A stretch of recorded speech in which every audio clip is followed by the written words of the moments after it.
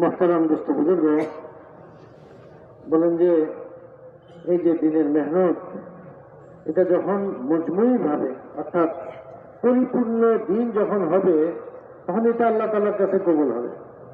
পরিপূর্ণ দিন বলে যে দিন নাকি অসম্পূর্ণ দিনের কোনো একটা অংশ নিয়ে আমি চলতেছি, তো এটা তো আল্লাহ তাআলার কাছে কবুল হবে না।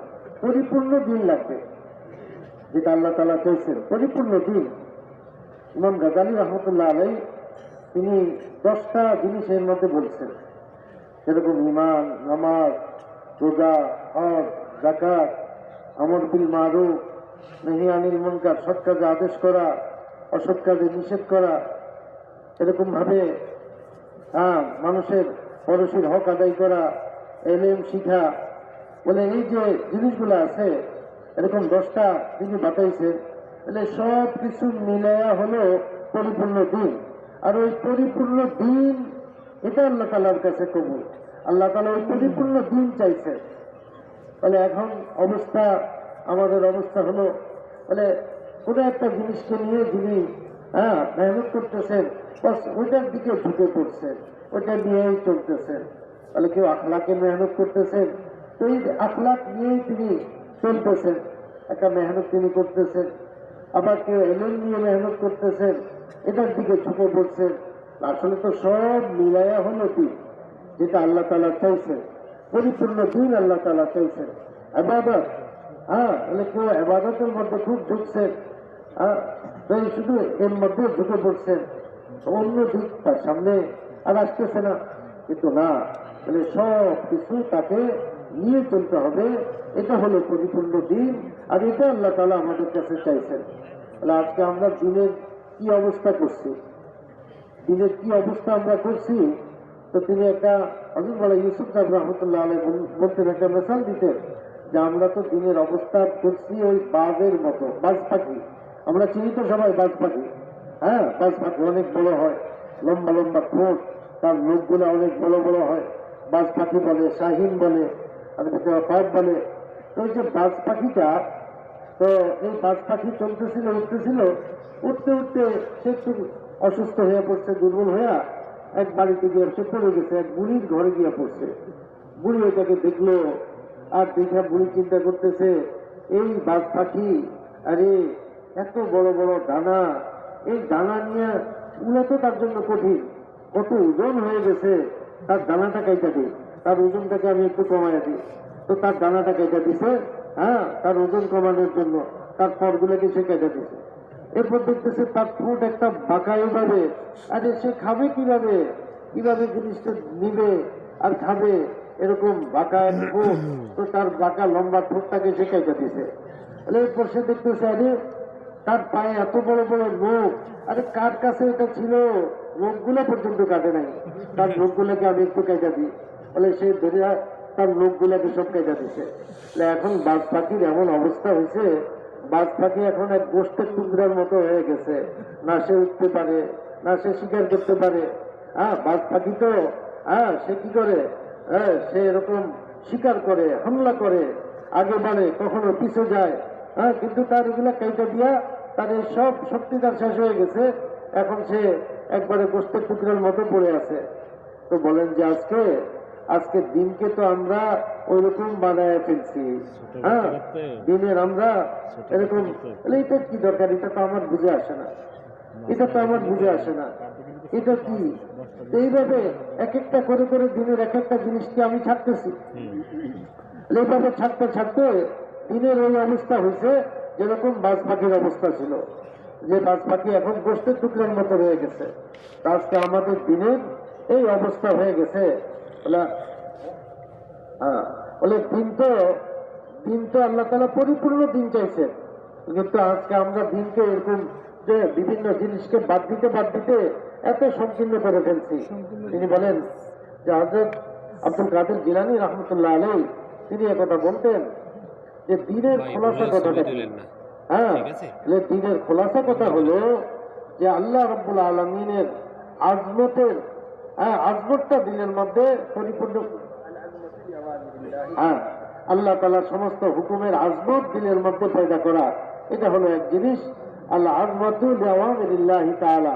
আর দ্বিতীয় জিনিস হলো আশ-শাফকাতু আলাল মাখলুক, আশ-শাফকাতু মা খালকিল্লাহ তাআলা, আশ-শাফকাতু মা খালকিল্লাহ তাআলা। আল্লাহ তাআলার যে মাখলুক আছে, যত সৃষ্টিজীব, যত কিছু, তাদের প্রতি শফকত, তাদের প্রতি দয়া, তাহলে এটাই হলো দিনের কি পূর্ণতা, এটাই হলো দিনের খোলাসা জিনিস। তো বলেন যে হুজুর সাল্লাল্লাহু আলাইহি ওয়াসাল্লাম দুনিয়া থেকে যাইতেছেন, আর আল্লাহ রাসূল সাল্লাল্লাহু আলাইহি ওয়াসাল্লাম দুনিয়া থেকে যাইতে যাইতে কি বলতেছেন? আসসালাত আসসালাত ওয়া মা মালাকাত আইমানুকুম। আল্লাহ রাসূল সাল্লাল্লাহু আলাইহি ওয়াসাল্লাম দুনিয়া থেকে পুরা জিন্দেগি মেহনত করছেন দিনের জন্য, আর দুনিয়া থেকে যাওয়ার সময়ও তিনি ওই দাওয়াতে দিতেছেন আসসালাত, নামাজ। নামাজ হলো আল্লাহর হক, নামাজ হলো আল্লাহর হক, অর্থাৎ আল্লাহর হকের হেফাজত করো। এর মধ্যে রোজা, এর মধ্যে হজ, এর মধ্যে যাকাত, আল্লাহ যত হুকুম সব এর মধ্যে চলে আসছে। প্রত্যেকটা হুকুমের জন্য যেন বান্দা কি সচেতন সচেষ্ট হয়, এগুলাকে যেন বান্দা পুরা করে। আর ওমা মালাকাত আইমানুকুম, যে তোমাদের অধীনস্থ অর্থাৎ মাখলুক যারা, সমস্ত মাখলুকের উপরে কি করা? শফকত, দয়া, রহম, অর্থাৎ আল্লাহর হক আর বান্দার হক, সমস্ত হককে আদায় করা। হুজুর সাল্লাল্লাহু আলাইহি ওয়াসাল্লাম এই দিনের দুটা দিক বলে দিলেন।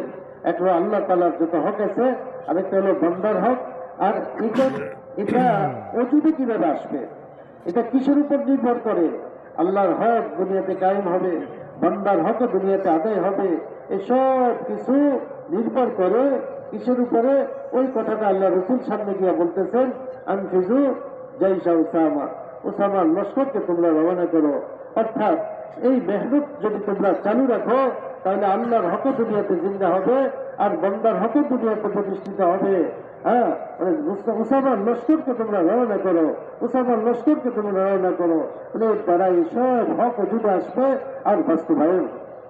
मेरे मुहतरम दोस्तों बुजुर्गों, हमने बड़ी अहम बात आपके सामने रखी, फिर भी मैं उसामा के लश्कर को रोकने के लिए तैयार हूं, फिर भी मैं उसामा के लश्कर को रोकने के लिए तैयार हूं। मुहतरम दोस्तों बुजुर्गों, ये जो अल्लाह रसूल सल्लल्लाहु अलैहि वसल्लम বললেন উসামার লস্করকে রওনা করো, কিভাবে সাহাবায়ে কেরাম এটার উপর আমল করছেন, এটাকে বাস্তবায়ন করছেন, এই বিষয়ে আমাদের কথা না, হযরত আবু হুরায়রা রাদিয়াল্লাহু তাআলা আনহু, যিনি ইমামুল মুহাদ্দিসিন, তার কথা। আর তার কথা স্বাভাবিকভাবে না, বরং অনেক কসম খায়া তিনি ওই কথাটাকে পেশ করতেছেন, বারবার কসম খাইতেছেন। ওই কথাটা বলার আগে এত কসম খায়া পেশ করতেছেন, লোকেরা বলতেছে, হে আবু হুরায়রা, আপনি কেন এত বেশি কসম খাইতেছেন, এত বেশি কেন বলতেছেন? বলে, শুনো, ওই দিন যেদিন আল্লাহ রাসূল সাল্লাল্লাহু আলাইহি ওয়াসাল্লাম দুনিয়া থেকে বিদায় নিয়ে গেছেন, যদি হযরত আবু বকর না হইতেন, তাহলে এই জমিনের উপরে আল্লাহ বলনেওয়ালা কোনো লোক থাকত না। হযরত আবু হুরায়রা রাদিয়াল্লাহু তাআলা আনহু বারো কসম খায়া এই কথাটা বলতেছিলেন। আর ওই ঘটনাকে তিনি উল্লেখ করলেন যে কি ঘটছে। আল্লাহ রাসূল সাল্লাল্লাহু আলাইহি ওয়াসাল্লাম যখন দুনিয়া থেকে বিদায় নিয়ে গেছেন, চতুর্দিকে ইরতিদাদ, মুরতাদ হওয়ার হিড়িক পড়ে গেছে। দলে দলে শুধু দিন ছেড়ে দিতেছে, মুরতাদ হয়ে যেতেছে, কেউ যাকাতকে অস্বীকার করে দিতেছে। হ্যাঁ, দিনের খেলাফ আওয়াজ উঠতেছে, এক কঠিন অবস্থা। আর ওই অবস্থায় হযরত আবু বকর সিদ্দিক রাদিয়াল্লাহু তাআলা আনহু তিনি দাঁড়াইছেন, তিনি বলতেছেন, হ্যাঁ, উসামার লস্করকে রওনা করো। হযরত উমর রাদিয়াল্লাহু তাআলা আনহু, হ্যাঁ, তিনি এই উম্মতের মুলহাম, যার উপরে আল্লাহ বলতো, ওই এমন ব্যক্তি হযরত উসমান রাদিয়াল্লাহু তাআলা আনহু, হযরত আলী রাদিয়াল্লাহু তাআলা আনহু, এরকম তারাও জিনিসটা, হ্যাঁ, তারাও জিনিসটাকে ওইরকম ভাবে বুঝতেছেন না। হযরত আবু বকর সিদ্দিক রাদিয়াল্লাহু তাআলা আনহু যেটা চাইতেছিলেন যে এখন বাইর করো, সবার কষ্ট এটা, যে কি অবস্থা হবে। এই অবস্থায় যদি লস্কর বাইর হয়ে যায়, চতুর্দিকে দুশমন, চতুর্দিকে এরকম ভাবে হামলা করার জন্য তারা তৈরি করতেছে, এই লস্কর বাইর হইলে কি হবে মদিনার? হযরত আবু বকর সিদ্দিক রাদিয়াল্লাহু তাআলা আনহু সেই দিনের ইস্তেকামত, সেই দিনের সমজ আর বুঝ আর দিনের উপর ইস্তেকামত আর জমা সহি জিনিসটাকে অনুধাবন করতে পারা, আল্লাহ রসুল সাল্লাল্লাহু আলাইহি সাল্লামের তরিকার উপর চলতে পারা, এটা যে উম্মতের জন্য কত বড় নিয়ামত ছিল। হযরত আবু হুরায়রা রাদিয়াল্লাহু তাআলা আনহু ওই কথাটাকে তিনি বারে বারে বলতেছিলেন যে সেই দিন হযরত আবু বকর সিদ্দিক রাদিয়াল্লাহু তাআলা আনহু কি বললেন যে খোদার কসম, হ্যাঁ ওই জাত পাকের কসম যে আল্লাহ ছাড়া কোনো মাবুদ নেই, যদি এই লস্করকে রওনা করার কারণে মদিনা খালি হয়ে যায় আর আল্লাহ রসুলের বিবিগণ পবিত্র বিবিগণ ইন্তেকাল করেন, তাদের উপর হামলা হয়, তাদেরকে কতল করে দেওয়া হয়, তাদের লাশ দাফন করার মতো কোনো লোক না থাকে, আর বন থেকে প্রাণীগুলা ওই দরিন্দা হিংস্র প্রাণী তাদেরকে টাইনে টাইনে এখান থেকে নিয়ে যায়, দাফন করার মতো কেউ না থাকে, এমন পরিস্থিতিও যদি হয় তবুও আমি ওসামার লস্করকে রওনা করি। হযরত আবু বকর সিদ্দিক রাদিয়াল্লাহু তাআলা আনহুর উপর যখন জমে গেলেন, বলে সবার দিল খুলল আর ওই লস্কর রওনা হলো। বলে পরবর্তীতে কি আসর দেখা গেল, এক লোক মদিনাতে ঢুকতেছে আর দেখতেছে যে একজন আরেকজনের কপালে খুব চুমা দিতেছে, চেহারায় খুব চুমা দিতেছে, খুব মহাব্বতের সাথে বারে বারে তাকে চুমা দিতেছে। জিজ্ঞাসা করতেছে, ভাই এই লোকটা কে যে এরকম ভাবে চুমা দিতেছে তার মুখে বারে বারে? বলে ইনি হলেন হযরত ওমর বিন খাত্তাব। বলে কাকে চুমা দিতেছে? বলে চুমা দিতেছে হযরত আবু বকর সিদ্দিক রাদিয়াল্লাহু তাআলা আনহুকে। কেন চুমা দিতেছে?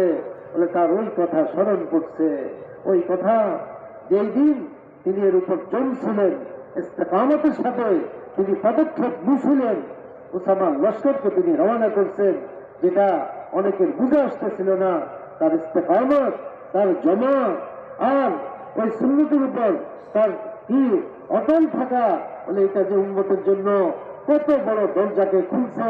হযরত ওমর বলতেছে আমার সেই কথাটা ইয়াদ করতেছে, এই জন্য আমি হযরত আবু বকরের চেহারায় আমি বারে বারে চুমা দিতেছি। মুহতারাম দোস্ত বুজুর্গ, হ্যাঁ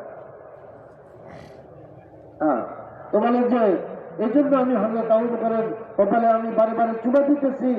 এরপর হযরত ওমর রাদিয়াল্লাহু তাআলা আনহু যে কথাটা বলতেছেন, যে হযরত ওমর রাদিয়াল্লাহু তাআলা আনহু যিনি এত বড় এরকম কোরবানিওয়ালা, আর তিনি কি বলতেছেন যে আবু বকরের তার জিন্দিগির 3টা রাতের একটা রাত যদি আমাকে তিনি দিয়া দেন, আর তার একটা দিন যদি আমাকে দিয়া দেন, আর ওমরের পুরো জিন্দিগির আমল তিনি নিয়ে নেন, মানে আমি এটার উপর রাজি যে শুধু ওনার একটা রাত যদি আমি পাই, একটা রাতের যে মাকামাল মর্যাদা ওটা যদি আমি হাসিল করতে পারি, আর একটা দিনে যে আল্লাহর কাছ থেকে তিনি মাকামাল মর্যাদা পাইছেন ওটা যদি আমি হাসিল করতে পারি, সেই রাত সেই কোনটা? বলে ওই হিজরতের যে 3 রাত ছিল, সেই 3 রাতের একটা রাত।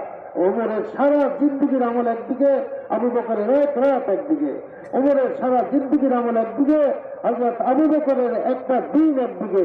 আর সেই দিন হলো যেদিন তিনি ওসামার লস্করকে রওনা করছিলেন, যেদিন কেউ বুঝতে পারতেছিল না, আর তিনি ইস্তেকামতের সাথে সেই দিন ওই লস্করকে তিনি রওনা করছেন, যার দ্বারা সবকিছু মিটে গেছে, ইরতিদাদ খতম হয়ে গেছে, দিন দুনিয়াতে পুনরায় প্রতিষ্ঠিত হয়ে গেছে। তো মুহতারাম দোস্ত বুজুর্গ, এই ছিল ওনাদের জমা ইস্তেকামত।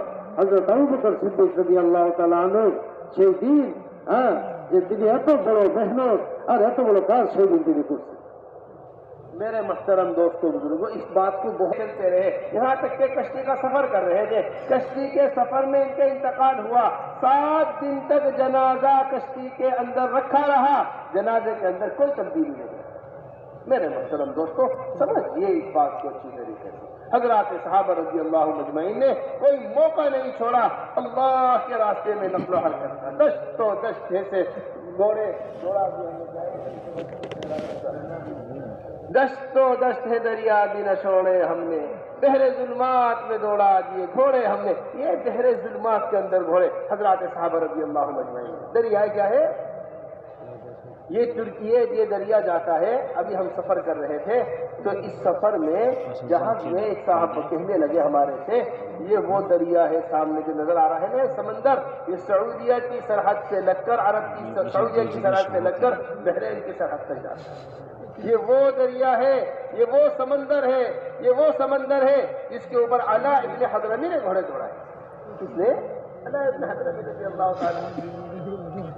ایسے گھوڑے ڈال دیے اپنے سمندر کے اندر گھوڑے, اور سمندر کے اندر گھوڑے ڈال کر پار کر دیا پورا سمندر. ایسے اللہ کے راستے کی نفارت ہوا کرتے, ایسے اللہ کے راستے کی نفارت کرتے. بس میرے محترم دوستو, بات کو دل کے اوپر اچھی طریقے سے لیجئے, سمجھیے. ہم گئے ہوئے تھے مغرب میں مراکش. وہاں جب پہنچے تو وہاں کے لوگ کہنے لگے کہ یہاں ہمارا ایک شہر ہے جس کا نام ہے واسفی. کیا شہر ہے؟ واسفی. اور وجہ تسمیہ کیا ہے شہر کی؟ یہاں ایک تابعی آئے, اپنے مدینہ منورہ چل چلے, صحابی تھے یہ, تابعی تھے. یہاں پہنچے, یہاں پہنچ کر لوگوں نے ان کو بتایا کہ اب آپ اس جگہ پر آ گئے ہیں جہاں خشکی ہی ختم ہو گئی. کیا ختم ہو گئی؟ خشکی ختم ہو گئی. افسوس کرنے لگے, اپنے گھوڑے کو سمندر کے اندر ڈال دیا, گھوڑے کا سینہ پانی کے اندر ڈوب گیا. اب یہاں کھڑے ہو کر کہنے لگے واہ اسفا, ہائے افسوس, ہائے افسوس, کاش خشکی اور باقی رہتی تو میں اللہ کی بات کو لے کر اور آگے بڑھتا.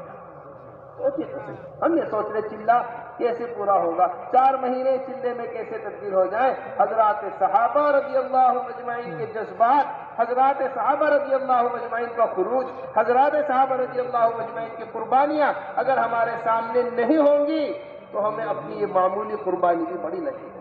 ورنہ اگر حضرات صحابہ کی قربانیاں ہمارے سامنے ہوں گی تو ہمیں یہ بچوں کا کھیل معلوم ہوگا, بچوں کا کھیل جسے ہم بہت بڑی بات سمجھ رہے. ہم نہیں کہہ رہے, عبداللہ ابن مبارک کہہ رہے. کون کہہ رہے؟ امام المحدثین عبداللہ ابن مبارک. کس کو خط لکھا؟ عابد حرم فضیل کو خط لکھا. فضیل بن عیاض یہ حرم کی عبادت کیا کرتے تھے. یہ کیا کرتے تھے؟ حرم کی عبادت میں رہا کرتے تھے. انہوں نے حرم کے عابد کو خط لکھا, بنگلہ دیش میں رہ کر عبادت نہیں ہو رہی ہے, حرم میں رہ کر عبادت ہو رہی ہے. کیا خط لکھا؟ یا عابد الحرمین لو ابصرتنا, اے حرم کے عبادت کرنے والے اگر تم ہمیں دیکھ لیتے کہ ہم اللہ کے راستے میں کس طرح گھوڑے دوڑاتے ہیں, ہم اللہ کے راستے میں کس طرح پھرتے ہیں, تمہارے گال تمہارے آنسوؤں سے تر ہوتے ہیں, ہمارے چہرے خون کے فواروں سے تر ہوتے ہیں. یہ کس کو لکھ رہے؟ ان کو لکھ رہے. یہ ہمارا پھرنا ہے. تو تمہیں حرم کی عبادت بچوں کا کھیل معلوم ہے. حرم کی عبادت کیا معلوم ہوتی؟ بچوں کا کھیل معلوم ہے. جیسے ہی ان اشعار کو پڑھا فضیل بن عیاض کے آنکھوں سے آنسو جاری ہو گئے, رونے لگے. یہ اشعار پڑھ کر عبداللہ ابن مبارک کے اشعار, عبداللہ ابن مبارک کے اشعار. 6 ماہ اللہ کے راستے میں رہا کرتے تھے, 6 ماہ درس حدیث دیا کرتے تھے. اتنا بڑا درس حدیث تھا کہ ایک مرتبہ چھینک آنے پر جب طلبہ نے یرحمک اللہ کہا, خلیفہ وقت یہ سمجھے کسی بڑی فوج نے ملک پر حملہ کر دیا. اتنے طلبہ کے ساتھ 6 ماہ اللہ کے راستے کا خروج کیا. میرے محترم دوستوں بزرگوں, سمجھنا پڑے گا سب سے زیادہ اہتمام کے ساتھ کتنا ضروری ہے اللہ کے راستے. محترم دوستوں بزرگوں, আল্লাহ রাব্বুল আলামিন আমাদেরকে তার রাস্তায় বাইর হওয়ার হুকুম করছে এবং বাইর না হওয়ার উপরে আল্লাহ তাআলা আযাবের ভয় দেখাইছেন. ইয়া আইয়ুহাল্লাযীনা আমানু, হে ঈমানওয়ালারা, আল্লাহ তাআলা ঈমানওয়ালাদেরকে খেতাব করতেছেন, সম্বোধন করতেছেন. মা লাকুম, কি হলো তোমাদের? ইযা কিলা লাকুম ইনফিরু ফি সাবিলিল্লাহ, যখন তোমাদেরকে আল্লাহর রাস্তায় বাইর হওয়ার জন্য বলা হয়, ইসতাকালতুম ইলাল আরদ, তখন জমিনের মধ্যে জমে থাকো, উঠতে চাও না, তোমরা দাঁড়াইতে চাও না, জমিনের মধ্যে একবারে জমে এভাবে তোমরা থাকো. আরাদিতুম বিল হায়াতিদ দুনিয়া মিনাল আখিরাহ, যে তোমরা কি আখিরাতের মোকাবেলায় দুনিয়ার এই জিন্দেগির উপর সন্তুষ্ট হয়ে গেলা? ফামা মাতাউল হায়াতিদ দুনিয়া ফিল আখিরাতি ইল্লা কালিল. তাহলে দুনিয়ার জিন্দেগি আখিরাতের নিয়ামতের মোকাবেলায় এটা সামান্য জিনিস, সামান্য. এরপর ভয় দেখাইতেছেন, ইল্লা তানফিরু ইউআযিবকুম আযাবান আলীমা, যদি তোমরা বাইর নাও তোমাদেরকে কঠিন আযাব দেওয়া হবে. কঠিন আযাবের ভয় দেখাইছে. অন্য জায়গায় আছে ইনফিরু খিফাফান ওয়া সিকালা, সর্ব অবস্থায় আল্লাহর রাস্তায় বাইর হও, হালকা হও আর ভারী হও, সর্ব অবস্থায় তোমরা আল্লাহ রাস্তায় বাইর হও, আল্লাহ তাআলার হুকুম। সাহাবায়ে কেরাম কিভাবে নিজের উপর জিনিসটাকে নিছেন। হযরত আবু আইয়ুব আনসারী রাদিয়াল্লাহু তাআলা আনহু বার্ধক্য, তিনি ওই বার্ধক্যটাকে তিনি ধরছেন যে এখন আমার বার্ধক্য, আমি চলতে পারি না, কিন্তু আল্লাহর আয়াত হলো এই অবস্থায় আমাকে বাড়ি যেতে হবে, এই অবস্থায় আমাকে থাকার ইজাজত দেওয়া হয় নাই, অনুমতি আমাকে দেওয়া হয় নাই। ওই বার্ধক্যে তিনি আল্লাহ রাস্তায় বাইর হয়েছেন। আর ওই সফরে যখন চলতেছিলেন সেই কুস্তুনতুনিয়া, যেটা তুর্কিতে, তুর্কির এলাকা কুস্তুনতুনিয়া, সেই বর্তমানে কি বলে ইস্তাম্বুল, সেই কুস্তুনতুনিয়া ওইখানে গেলেন। আর ওনার ইন্তেকাল হতেছে, সে সমস্যা জামাতের যে আমির ছিল ইয়াজিদ আইসা বলতেছে, আপনার কি হুকুম, আপনার জন্য আমি কি করতে পারি? বলতেছে, আমার মৃত্যুর পরে আমার মাইয়তকে নিয়ে আগে চলবে, আমার লাশকে নিয়ে চলবে, যেখানে তোমরা যাবে মন্দির করবে সব জায়গায় গিয়ে আমাকে তোমরা দাফন করবে, যেন আমার এই শরীর জীবিত অবস্থায় যেন যেভাবে আল্লাহ রাস্তায় চলছে, যেন আমার মাইয়ত, আমার লাশও আল্লাহ রাস্তায় চলে, আমার লাশও আল্লাহ রাস্তায় চলে, যেটা আমি চাই। আমি ওইভাবে হুকুমকে পুরা করছে। বলেন না, এই যে এক বরকত আল্লাহ রাস্তায় তিনি চলছেন, বলে উনার কবরে এমন এক বরকতময় অবস্থা যে সব সময় আল্লাহর কালাম তেলাওয়াত চলতেই থাকে, কখনো বন্ধ হয় না। একজন তেলাওয়াত করতেছে, আরেকজন আইসা বসার আগে ইনি উঠবে না, আরেকজন আসলে তারপর ইনি উঠবে, এইভাবে সব সময় 24 ঘন্টা তেলাওয়াত চলতেছে। আর এত যুগ যুগ থেকে শতাব্দী থেকে এইভাবে চলে আসতেছে। মুহতারাম দোস্ত বুজুর্গ, আরেকজন সাহাবী ছিলেন হযরত মিকদাদ রাদিয়াল্লাহু তাআলা আনহু, অনেক স্বাস্থ্যবান সাহাবী ছিলেন। যে তিনি ওই দোকানে বসতেন, সেই টাকা পয়সা পরিবর্তনের যে দোকান, মানি চেঞ্জ যেটাকে বলে, ওই দোকানে বসতেন তো ওনার শরীরগুলা কাশ দিয়ে ঝুলে থাকতো, এত ভারী, চলাফেরা এত কষ্ট। আর তিনি ওই আয়াত পড়লেন, আর তিনি কি ভাবলেন যে আমাকে ইজাজত দেওয়া হয় নাই থাকার, এই অবস্থায় আমাকে যাইতে হবে। আল্লাহ তাআলা বলছেন ভারী হলেও যাইতে হবে। তা আমার শরীর ভারী, আমি ভারী, কিন্তু আমাকে থাকার ইজাজত দেওয়া হয় নাই। ছেলেরা বলতেছে, আরে আপনি তো আল্লাহ রাসূলের জামানায় আল্লাহ রাস্তায় আপনি গেছেন, জিহাদ করছেন, হযরত আবু বকর সিদ্দিক রাদিয়াল্লাহু তাআলা আনহুর জামানা, হযরত ওমর রাদিয়াল্লাহু তাআলা আনহুর জামানা, হযরত উসমান রাদিয়াল্লাহু তাআলা আনহুর জামানা, এই সব জামানায় তো আপনি গেছেন। বলতেছে, কিন্তু আমাকে আল্লাহর কালাম থাকার ইজাজত দিতেছে না, এই জন্য আমি যাব। রওনা হইলেন। আর চলতে চলতে ওনার যখন ইন্তেকাল হলো, লাশ চলতেছে, ইন্তেকাল হয়েছে ওনার লাশ, এখন বলছে এই যে লাশ 7 দিন পর্যন্ত ওই পানির জাহাজে চলতেছিল, কিন্তু লাশের মধ্যে কোনো পচন ধরে নাই, কোনো পচন ধরে নাই। আল্লাহ তাআলা এরকম ইজ্জত আর সম্মান তাকে দিচ্ছেন। মুহতারাম দোস্ত বুজুর্গ, তিনি বলেন যে আমরা তুর্কিতে গেলাম, আর ওই তুর্কিতে গিয়ে আমরা এরকম ভাবে আমাদেরকে দেখাইতেছিল যে যে সমুদ্র তোমরা দেখতেছ, এই সমুদ্র এইখান থেকে চলতে চলতে এটা সৌদি হয়ে বাহরাইন পর্যন্ত গেছে। এই সমুদ্র সেই সমুদ্র, যেই সমুদ্র পাড়ি দিয়ে হযরত আলা ইবনে হাজরামী রাদিয়াল্লাহু তাআলা আনহু তিনি আল্লাহ রাস্তায় সফর করছিলেন, এটা হলো সেই সমুদ্র। বলে এইভাবে সাহাবায়ে কেরাম তারা আল্লাহ রাস্তায় যাইতেন, বলে কোনো জিনিস তাদের জন্য বাধা হইত না, কোনো জিনিস তাদেরকে রুখতে পারত না।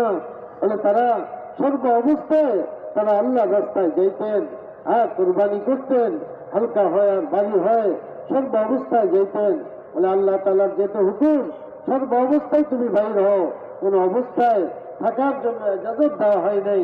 এই জন্য তারা নিজেদেরকে মনে করতেন যে আমরা থাকতে পারবো না, যে অবস্থায় হোক না কেন আল্লাহ রাস্তায় আমাদেরকে যাইতে হবে। বলে মরক্কোতে তিনি বলতেছেন, যে মরক্কোতে একটা জায়গা আছে, আমরা গেলাম ওইখানে, দেখলাম যে ওইটার নাম হলো আসাফি। তারা বললো এটা আসাফি কেন?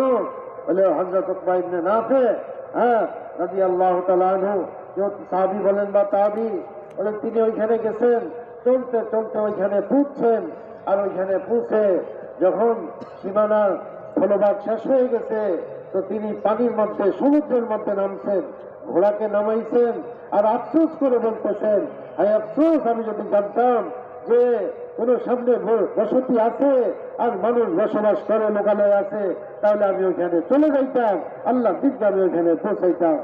উনি যে আফসোস করছেন, হায় আফসোস, এই জন্য ওই এলাকার নাম হয়ে গেছে আসাফি। এই ছিল ওনাদের কোরবানি। ঈদের জন্য তারা দূর থেকে দূরে গেছেন, হ্যাঁ, সর্ব অবস্থায় গেছেন, কোন অবস্থায় তারা বসে থাকেন নাই।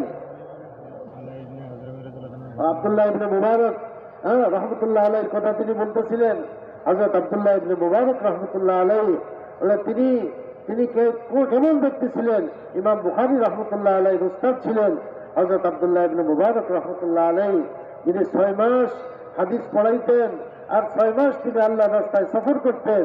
সেই আব্দুল্লাহ ইবনে মুবারক রহমতুল্লাহ আলাইহি তিনি জিহাদে চলতেছেন, আর হযরত ফুযাইল ইবনে আয়াজ রহমতুল্লাহ আলাইহি তিনি হারামাইন শরীফাইনে ইবাদত করতেন। ফুযাইল ইবনে আয়াজ রহমতুল্লাহ আলাইহি বহুত বড় বুজুর্গ ছিলেন আর হারামাইনে ইবাদত করতেন। আব্দুল্লাহ ইবনে মুবারক রহমতুল্লাহ আলাইহি তার কাছে চিঠি লিখলেন, ইয়া বিদাল হারামাইনি লাউ আবসারতানা লা আলিমতা আন্নাকা ফিল ইবাদাতি তালাবু। হে হারামের আবেদ, হারামাইনের আবেদ, যদি তুমি জানতে আমাদের অবস্থা, তাহলে তুমি মনে করতে তুমি তো আবাদতের মধ্যে খেল তামাশার মধ্যে আছো।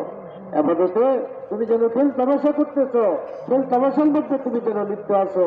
তুমি নিজেকে ওইরকম মনে করতে যে দেখো তুমি জানতেছ ওই হারামে বসে তোমার চোখের পানি দিয়ে তোমার মুখ ভিজতেছে আর রক্ত দিয়ে আমাদের চেহারা ভিজতেছে, আল্লাহর রাস্তায় রক্ত পড়ে পড়ে আমাদের চেহারা ভিজতেছে। বলে হযরত যখন এই চিঠি তার কাছে পৌঁছলো, বলে তিনি তো বহুত কাঁদলেন। তিনি বুঝলেন যে আব্দুল্লাহ বিন মুবারক রহমতুল্লাহ আলাইহি যে কথা বলছেন সত্য কথা বলছেন। বলে এরকম ছিল তাদের জজবা দিনের জন্য, এরকম ছিল তাদের কোরবানি। इस वास्ते हजरत जी मौलाना यूसुफ साहब रहमतुल्लाहि अलैहि फरमाया करते রহমতুল্লাহ আলাইহি বলতেন যে তোমরা সূরা তওবাকে তোমরা বারবার পড়ো, এর মধ্যে তোমরা দাওয়াতে রাসূল পাইবা। এক এক দলের অবস্থা সম্পর্কে তোমরা জানতে পারবা যে এখানে কি হুকুমগুলো আসছে, আল্লাহ রাস্তা বাইর হওয়ার হুকুম আসছে।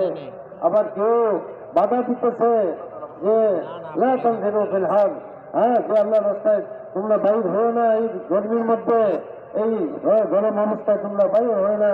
আল্লাহ তাআলা কি বলতেছেন? কুল নারু জাহান্নামা আশাদ্দু হাররা, জাহান্নামের আগুনের চেয়ে অনেক বেশি গরম। আবার কেউ বলতেছে আমাকে ফেতনায় ফেলবেন না, ফেতনায় ফেলবেন না। ওই যে রোমরা আছে, তাদের মেয়েদের কাছে গিয়ে আমি ফেতনায় পড়ে যাবো। আল্লাহ তাআলা বলতেছেন আল্লাহ নবীর কথাকে অমান্য করে সে তো ফেতনায় পড়েই গেছে, আবার সে কিসের ফেতনায় পড়বে? আল্লাহ রসুলের কথাকে অমান্য করে সে ফেতনায় পড়েই গেছে। আল্লাহ রসুলের কথাকে অমান্য করাটাই ফেতনায় পড়া, এটাই তার জন্য ধ্বংসের কারণ। এরকম এই সূরা তাওবার মধ্যে বিভিন্ন জায়গায় আল্লাহ তাআলা এই কথাগুলো বলছেন। এই জন্য এটাকে গৌর করে দেখা, তাহলে ওই কাজ সম্পর্কে আমাদের সামনে আসবে, আমরা বুঝতে পারবো, বুঝে আসবে। এরপর বলেন যে আমাদের যখন আল্লাহ রাস্তায় বাইর হওয়ার সময় আসবে আর ওজর দেখা দিবে, ওই ওজর গুলাকে আমরা সাহাবায়ে কেরামের ওজরের মধ্যে আমরা দেখব। সাহাবায়ে কেরামরা এই ওজরের মধ্যে তারা কিভাবে বাইর হইতেন, তাদের ওজন কেমন ওজন ছিল, আর ওই ওজনে তারা কিভাবে বাইর হইছেন, আমরা কেন বাইর হতে পারতেছি না? বলে তাদের ঘরে বিমারি অসুস্থতা, এই অবস্থায় তারা বাইর হয়ে গেছেন। নিজে অসুস্থ, এই অবস্থায় বাইর হয়ে গেছেন। বার্ধক্য, এই অবস্থায় বাইর হয়ে গেছেন। এরকম ভাবে ঘরে কিছু নাই, এই অবস্থায় বাইর হয়ে গেছেন। সওয়ারি নাই, এই অবস্থায় বাইর হয়ে গেছেন। আরে পায়ে চপ্পল পর্যন্ত নাই, স্যান্ডেল নাই, ওই অবস্থায় তারা বাইর হয়ে গেছেন। বলে কোন অবস্থা তাদেরকে রুখতে পারে নাই, সর্ব অবস্থায় তারা বাইর হয়ে গেছেন। মোহতারাম দোস্ত বুজুর্গ, এই সাহাবায়ে কেরামের এক একজনের অবস্থা, হযরত ওমর ইবনে জুমআহ রাদিয়াল্লাহু তাআলা আনহু ল্যাংড়া পাও, আর ওই অবস্থায় তিনি আল্লাহর রাস্তায় বাইর হতে চাইতেছেন। ছেলেরা, 4 জওয়ান ছেলে এসে বলতেছে, আব্বা জান আপনি কেন বাইর হইতেছেন? আপনি কেন বাইর হইতেছেন? আপনি তো অনেক জিহাদ করছেন, এখন আমরা যাব, আমরা জওয়ান ছেলেরা। বলছে না না, না না আমি যাব, আমি আল্লাহ রাস্তায় যাব, আমি তো এই আজের সব আমি ছাড়তে পারবো না। তাহলে তিনি এরকম বাইর হওয়ার জন্য তৈরি হয়ে গেলেন, আর তিনি গেলেন, আর ওই ল্যাংড়া পায়েও তিনি আল্লাহ রাস্তায় শহীদ হইলেন। বলে ওটকে বাড়িতে আনার চেষ্টা করা হইতেছে, ওট আসতেছে না। আল্লাহ রসুল বললেন কি হয়েছে, সে কিছু বলছিল বাইর হওয়ার সময়? বলে হ্যাঁ, সে দোয়া করছে আল্লাহুম্মা লা তারুদ্দানি ইলা আহলি, আল্লাহ আমাকে আমার পরিবারের কাছে ফিরায় আনবেন না। বলে তার দোয়া কবুল হয়ে গেছে, এই জন্য তার ওট ফিরে যাবে না। এইভাবে তারা বাইরেছে। আল্লাহ রসুল সাল্লাল্লাহু আলাইহি সাল্লাম সফর থেকে ফিরে আসছেন। আল্লাহ রসুল দেখতেছেন কিছু লোক আসতেছে একসাথে। এই তোমরা কোথেকে আসতেছো? বলে ইয়া রাসূলুল্লাহ, আপনার মেয়েকে দাফন করে আমরা ফিরতেছি। আল্লাহ রসুল ওই অবস্থায় আল্লাহ রাস্তায় গেছেন যখন মেয়ে অসুস্থ। তার অবস্থা এমন যে তার মৃত্যু হয়ে যেতে পারে, এই অবস্থায় আল্লাহ রসুল থামেন নাই, আল্লাহ রাস্তায় গেছেন। আর এই অবস্থায় মেয়ের মৃত্যু হয়ে গেছে। মানে মেয়ের প্রতি বাবার কিরকম মহাব্বত হতে পারে, কিরকম মহাব্বত। আর ওই অবস্থায় তিনি আল্লাহ রাস্তায় চলে গেছেন, মেয়েকে রেখা চলে গেছে। বলে যে এক একটা সফরে আল্লাহ রসুল সাল্লাল্লাহু আলাইহি সাল্লাম এইভাবে সাহাবাই কেরামকে নিয়ে বাইর হয়েছেন। বলে এক এক সফর এমন ছিল, বলে সফরের মধ্যে ওনাদের স্যান্ডেল নেই, যাকে হযরতে জাতুর রেখা বলে। ইমাম নাসাই রহমতুল্লাহ আলাইহি যেটা উল্লেখ করছেন যে এটাকে জাতুর রেখা কেন বলতেছে, বলে ওই যে পায়ের মধ্যে পট্টি লাগাইছে, সাহাবাই কেরামের লোকগুলা ক্ষয় হয়ে গেছে, পায়ের মধ্যে পট্টি লাগাইছে, এই জন্য জাতুর রেখা বলা হয়। স্যান্ডেল নাই, ওই অবস্থায় জুতা নেই, ওই অবস্থায় তারা আল্লাহ রাস্তায় বাইর হয়ে গেছে। অর্থাৎ কোন অবস্থা তাদেরকে রুখতে পারে নাই। অসুস্থতা হোক, আর ওই ল্যাংড়া পাও হোক, আর সওয়ারি না থাকুক, আর এরকম ভাবে স্যান্ডেল না থাকুক, বুকা ফাঁকা অবস্থায়, কোন অবস্থায় ওনারা থামেন নেই, ওনারা সর্ব অবস্থায় আল্লাহ রাস্তায় বাইরেছে। বলে তারা এইভাবে কোরবানি করছেন আল্লাহ দিনের জন্য, যার দ্বারা দুনিয়াতে দিন জিন্দা হয়েছে। বলেন যে ওনাদের মতো কোরবানি অর্থাৎ সর্ব অবস্থায় বাইর হওয়া, ওনারা হুজুরের মধ্যে কি কাজ করছেন এটাকে আমরা দেখবো।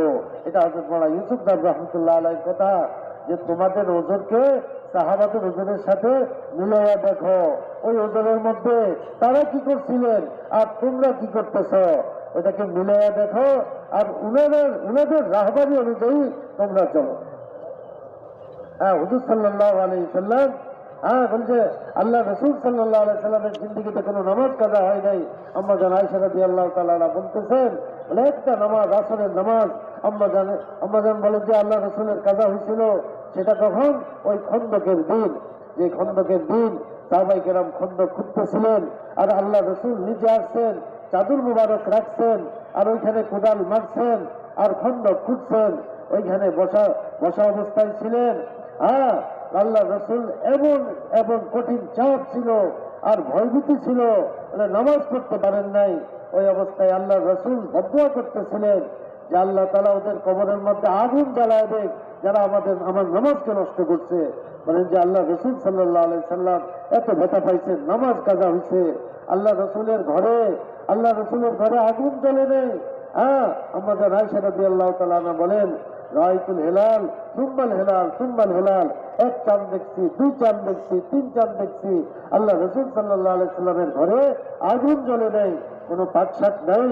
এই অবস্থায় মেহনত চলতেছে।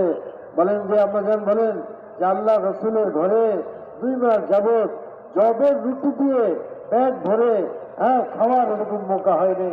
জবের রুটি, আটার নাম, জবের সাধারণ, এটা রুটি দিয়েও খাওয়ার মৌকা মিলে নাই। 9টা ঘর।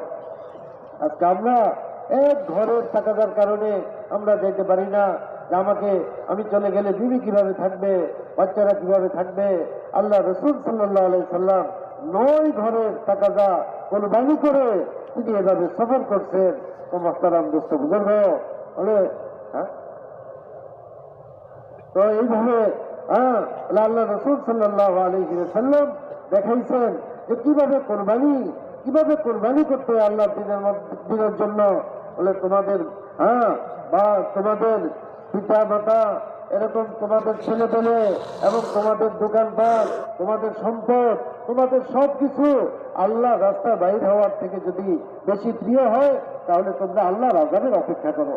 আল্লাহর আযাবের ভয় দেখানো হইতেছে যে আল্লাহর আযাবের অপেক্ষা করো। এই জন্য বলে আল্লাহ রাস্তায় বাইর হওয়াকে প্রাধান্য দিতে হবে, যেরকম আল্লাহ রাসূল সাল্লাল্লাহু আলাইহি সাল্লাম এবং সাহাবায়ে কেরামগণ প্রাধান্য দিচ্ছে। मेरे मोहतरम दोस्तों बुजुर्गों, हमारे हजरत যে জুনুদ, যেটা জমে থাকা, আল্লাহ রাস্তায় বাইর না হওয়া, এটার চেয়ে বড় হালাত আর কিছু হইতে পারে না। এটা হলো বড় হালাত মানুষের উপরে, যে জমে আছে, বাইর হয় না। আর বলে আল্লাহ রাস্তায় খুরুজ আর বাহির হওয়ার চেয়ে বড় হল কিছু হতে পারে না। অর্থাৎ যত আল্লাহ রাস্তায় বাইর হবে ততই মাসলা হল হতে থাকবে, যত আল্লাহ রাস্তা বাইর হবে ততই মাসলা হল হবে, রাস্তা খুলতে থাকবে। আর জমে থাকবে তত হালাত আসতে থাকবে, হালাত কঠিন থেকে কঠিন হতে থাকবে, হালাত আরো বাড়তে থাকবে। এই জন্য মাসলার হল হলো আল্লাহ রাস্তায় বাইর হওয়ার মধ্যে। বলেন যে সাহাবায়ে কেরাম আল্লাহ রাস্তায় বাইর হয়েছেন, ওই যে খেজুর পাকতেছে, ওই খেজুরকে ছাড়া তারা আল্লাহ রাস্তায় বাইর হয়েছেন। আল্লাহ রাব্বুল আলামিন তাদের জন্য আল্লাহ তাআলা রিজিকের কেমন ব্যবস্থা করে দিলেন। তারা খেজুরকে ছাড়া আল্লাহ রাস্তায় বাইর হয়ে চলে গেছে। বলে তারা অসুস্থতাকে রেখা, অসুস্থ ব্যক্তিকে রেখা আল্লাহ রাস্তায় চলে গেছে। আল্লাহ রাব্বুল আলামিন তাদের ওইখানে খাকে শেফা আল্লাহ পয়দা করে দিচ্ছেন, কারণ মাটির মধ্যে পর্যন্ত শেফা রয়ে গেছে। বলে তারা তো তাদের ওই যে মদিনার কবরকে ছেড়া আল্লাহ রাস্তায় চলে গেছেন। তো ওই মদিনার কবর অর্থাৎ জান্নাতুল বাকি, তার মহব্বত মানুষের দিনের মধ্যে আল্লাহ এমন পয়দা করে দিচ্ছেন, ওই আমেরিকার একটা লোক তামান্না করে যে আমার কবর যদি জান্নাতুল বাকিতে হইতো। বলে তারা তো এই তামান্না করেন নাই, এই জন্য আল্লাহ তাআলা সবার দিনের মধ্যে এই তামান্না আর এই আকাঙ্ক্ষা পয়দা করে দিচ্ছেন ওই মদিনার জমিনের প্রতি। এইখানে কবর বানানোর এক আকর্ষণ আল্লাহ তাআলা পয়দা করে দিচ্ছেন। বলেন যে এইভাবে সাহাবায়ে কেরাম তারা পুরো দুনিয়াতে ছড়ায় পড়ছেন। হযরত খালিদ বিন ওলীদ রাদিয়াল্লাহু তাআলা আনহু, তার কি অবস্থা ছিল? বলে তিনি তার শরীরকে দেখাইতেছেন, তার শরীরে একটা অঙ্গ খুলছেন আর দেখাইলেন তার মধ্যে তীর আর তরবারির অগণিত জখম লাগিয়ে আছে। এই অবস্থায় তিনি আছেন যে প্রত্যেকটা অঙ্গে এরকম ভাবে তীর আর তরবারির জখম তার শরীরে। বলেন যে আল্লাহ রাসূল সাল্লাল্লাহু আলাইহি সাল্লাম এক লোক দেখলেন যে মদিনাতে তার ইন্তেকাল হইতেছে। আল্লাহ রাসূল আফসোস করলেন, যদি তার ইন্তেকালটা এখানে না হইয়া আল্লাহ রাস্তায় হইতো, তাহলে একটা মতির জান্নাত সে লাভ করতে পারত। আল্লাহ রাসূল তার জন্য আফসোস করলেন। তো আল্লাহর রাস্তায় বাহির হওয়া এটাকে কত দামি আল্লাহ রাসূল সাল্লাল্লাহু আলাইহি সাল্লাম ওই জিনিসটা সাহাবায়ে কেরামকে দেখাইতেছেন, শুনাইতেছেন। হযরত মুআয বিন জাবাল রাদিয়াল্লাহু তাআলা আনহু, যার কবর হলো জর্দানে, তার কবরের মধ্যে কি লেখা? ওর মধ্যে লেখা যে আল্লাহ রাসূল সাল্লাল্লাহু আলাইহি ওয়াসাল্লাম বলতেছেন, ওয়াল্লাহি ইয়া মুআয ইন্নী লা উহিব্বুক, খোদার কসম হে মুআয, আমি তোমাকে মহব্বত করি। আল্লাহ রাসূল কসম খায়া বলতেছেন আমি তোমাকে মহব্বত করি। তাহলে মুআয রাদিয়াল্লাহু তাআলা আনহু আল্লাহ রাসূলের প্রতি মহব্বতটা কেমন ছিল, কিরকম মহব্বত! তারপরেও আল্লাহ রাসূল যখন তাকে বললেন সফরে যাওয়ার জন্য, তো তিনি যাওয়ার জন্য তৈরি হয়ে গেলেন, তিনি সফরে চলে গেলেন। আল্লাহ রাসূল কি বললেন? তুমি ফিরে আইসা আমার কবর দেখবা, আমার কবরের পাশ দিয়ে তুমি অতিক্রম করবা। কিন্তু তিনি থামলেন না, তিনি বাইরে চলে গেলেন। এত মহব্বত থাকা সত্ত্বেও ওই মহব্বত তাকে থামাইতে পারে নাই। এই ছিল আল্লাহ রাস্তায় যাওয়ার আগ্রহ তাদের মধ্যে জজবা আর সেরকম শখ। আজকে আমরা বাংলাদেশে আছি, এইখান থেকে আমরা বাইরে দিতে পারতেছি না। এইখানের মহব্বত, আর তারা তো মদিনার মহব্বত ছাড়া বাইরে চলে গেছে। আমাদের কিরকম বাইর হওয়া দরকার যে আমরা আল্লাহ রাস্তায় যাব। আল্লাহ রাস্তায় যাওয়ার যে ফাজাইল গুলো আমরা শুনলাম, ওই ফাজাইল আমরা হাসিল করব যখন আমরা এখান থেকে আল্লাহ রাস্তায় বাইরে দিতে পারবো। बस मेरे मुहतरम दोस्तों, इस बात को अच्छी तरह समझिएगा। हजरत फरमाया करते थे, हमने चोरी को गुनाह समझा और बेशक बहुत बड़ा गुनाह है शराब पीना। इस बात को मेरे मुहतरम दोस्तों इसका अज़म करें हमारे साथ। তো বলেন যে হযরত মাওলানা ইলিয়াস সাহেব রাহমাতুল্লাহ আলাইহি আল মালফুজাতে যে কথা বলতেন, আল্লাহ রাস্তা বাইর না হওয়া আল্লাহর আযাব আসার কারণ হয়ে যায়। হ্যাঁ, বলেন যে আল্লাহ রাস্তায় বাইর না হওয়ার দ্বারা আল্লাহর আযাব আসে। তারপরে হযরত মাওলানা মনজুর নোমানী সাহেব যে মালফুজাত গুলা লিখছেন আল্লাহ রাস্তায় বাইর হওয়া এই সম্পর্কে বলছেন, হযরত মাওলানা ইলিয়াস সাহেব রাহমাতুল্লাহ আলাইহি, তাহলে তোমরা যদি এটাকে জিন্দেগির অংশ না বানাও, প্রতি বছর 4 মাস লাগানোকে জিন্দেগির অংশ না বানাও, তাহলে ইমানের মজা তোমরা লাভ করতে পারবে না। বলে প্রতি বছর 4 মাস করে আল্লাহ রাস্তায় লাগানো, বলে চিল্লা না, চিল্লার কথা আমরা ছাড়ি। বলে চিল্লা তো এটা তো মাস্তুরাত চিল্লা লাগাবে, আমরা তো বছরে 4 মাস করে আল্লাহ রাস্তায় লাগাবো, আমরা তো আল্লাহ রাস্তায় লম্বা সময় লাগাবো। আমরা সবাই তার জন্য তৈরি হই, প্রতি বছর আমরা 4 মাস করে লাগাবো। কি বলেন ইনশাআল্লাহ? अली इब्न अबी तालिब रजी अल्लाह ताला अन्हु फरमाया करते, कदम उठाना बंदे का काम है और कदम रखवाना अल्लाह का काम है। इस बात से अल्लाह पर भरोसा करके हमारा पूरा मजमा ही कदम उठा ले कि हमें इंशाअल्लाह 4 माह के वास्ते अल्लाह के रास्ते में निकलना है। जो बैरून के वास्ते इरादे करे, दूसरे साल के वास्ते इरादे करे और 4 माह के वास्ते खड़े होकर इरादे फरमाए। বলেন যে হযরত আলী রাদিয়াল্লাহু তাআলা আনহু বলতেন, কদম উঠানো হলো বান্দার কাজ আর ওই কদমকে আগে চালানো এটা আল্লাহ তাআলার কাজ। আমরা কদম উঠাই, আমরা নিজেরা দাঁড়াই, আমরা নিজেরা তৈরি হই, আমরা বিদেশে আমরা 5 মাসের জন্য তৈরি হই, এরকম দেশে 4 মাসের জন্য আমরা তৈরি হই, যে আমরা দাঁড়াই ভাই, আমরা দাঁড়াই।